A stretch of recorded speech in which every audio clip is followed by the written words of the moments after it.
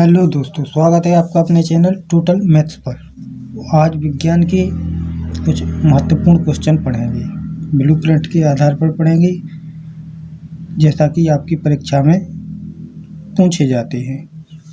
तो अध्याय 1 से 6 नंबर का पूछा जाना है, जिसमें एक वस्तुनिष्ठ आना है, एक क्वेश्चन 2 अंक का आना है और एक क्वेश्चन 3 अंक का आना है। तो इस हिसाब से अपनी तैयारी को आगे बढ़ाएंगे। तो सबसे पहले शुरू करते हैं रासायनिक समीकरण को संतुलित करना। बहुत महत्वपूर्ण क्वेश्चन है। रासायनिक समीकरण संतुलित करने के लिए आ सकता है पेपर में। तो देखते हैं इसको कैसे संतुलित करते हैं।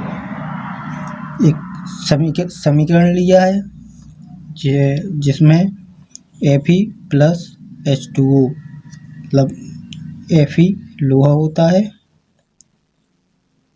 और ये पानी। लोहा और पानी की अभिक्रिया करवाने पर Fe3O4 फेरक ऑक्साइड प्लस हाइड्रोजन गैस बाहर निकल जाती है। ये असंतुलित है, अभी समीकरण संतुलित नहीं है। तो ऐसे समीकरण जो संतुलित ना हो, ऐसे समीकरण को कंकाली समीकरण कहते हैं। कंकाली समीकरण।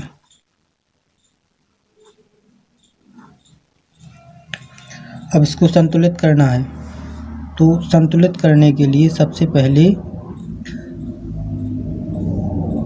जो तत्व कम हों उनको संतुलित किया जाता है। तो यहाँ तो दोनों दो आ रहे हैं। Fe ये अभिकारक होते हैं और ये उत्पाद होते हैं। उत्पाद ये अभिकारक।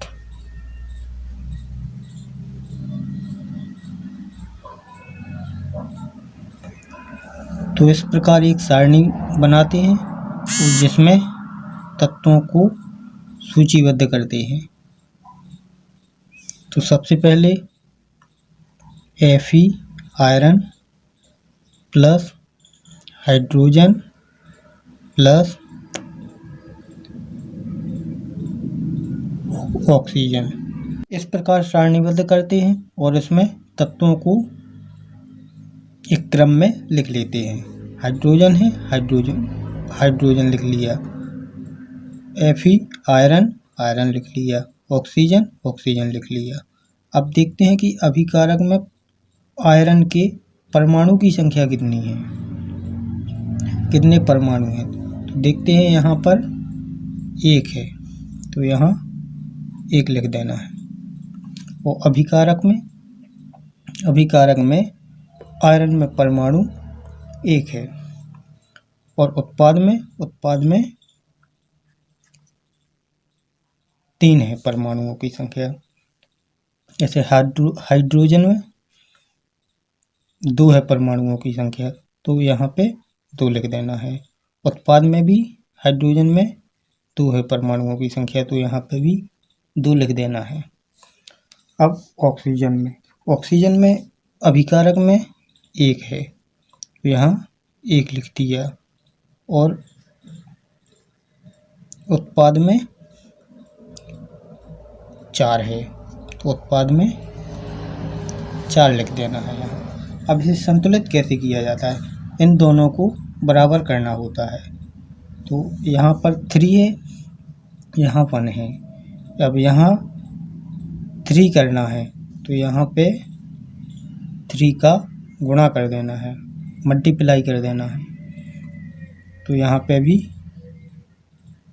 3 हो जाएगा और यहाँ पे 3 पहले से है, तो यहाँ पे भी 3 का मल्टीप्लाई कर देनी है। इसके बाद आगे ये हाइड्रोजन के परमाणुओं की संख्या यहाँ 2 है, यहाँ 2 है, तो अभी ये बराबर है।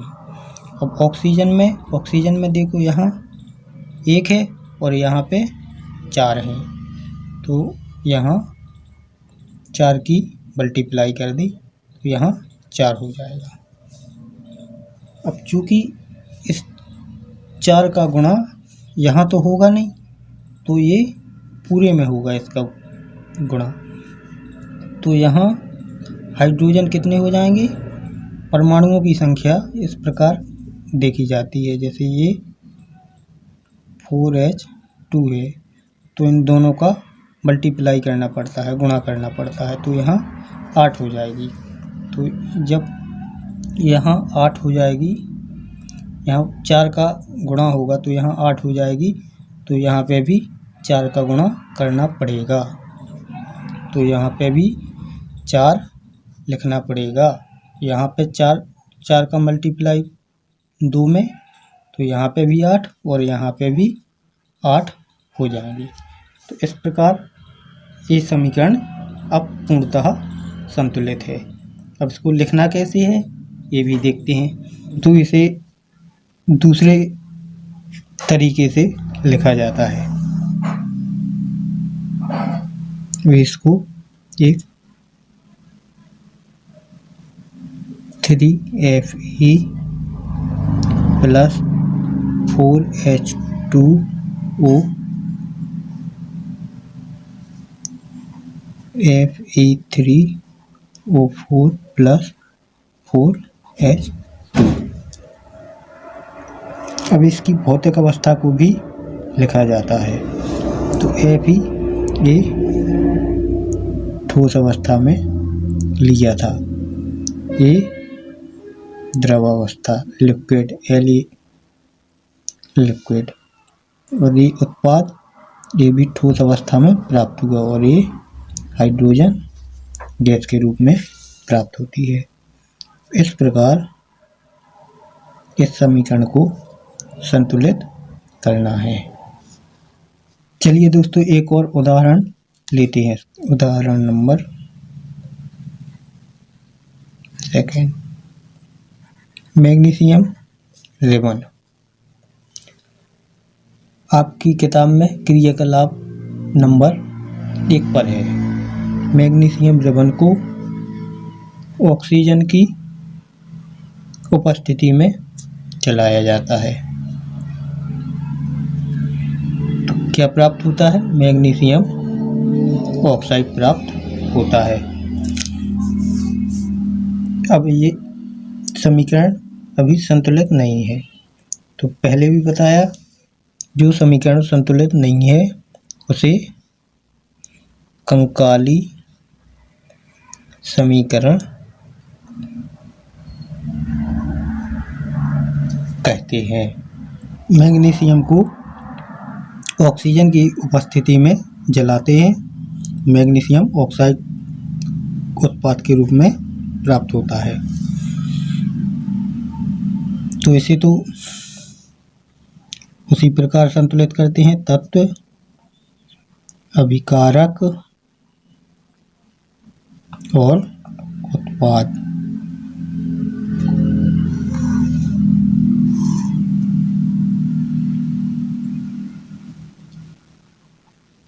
Mg मैग्नीशियम रिबन और ऑक्सीजन। इसके कितने परमाणु अभिकारक में हैं?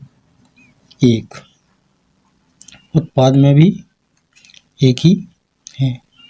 ऑक्सीजन के अभिकारक में 2 हैं और उत्पाद में 1, यानी यहाँ पे उत्पाद में 2 की गुणा करना पड़ेगा। तो 2 का यहाँ तो कर नहीं सकते गुणा, तो पूरे में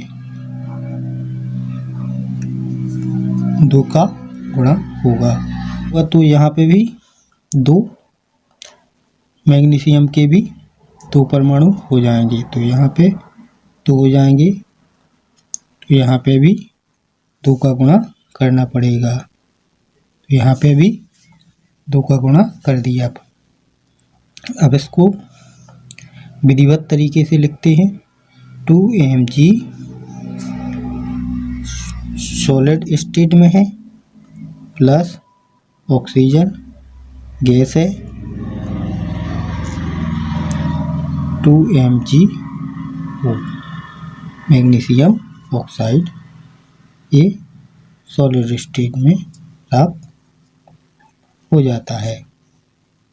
बहुत महत्वपूर्ण क्वेश्चन है, पिछली परीक्षाओं में पूछा गया है तो आगे भी पूछने की संभावना बहुत ज़्यादा है। इस मेथड को हिट एंड ट्रायल मेथड कहते हैं। ये बहुत इजी तरीके से इसको संतुलित किया जा सकता है।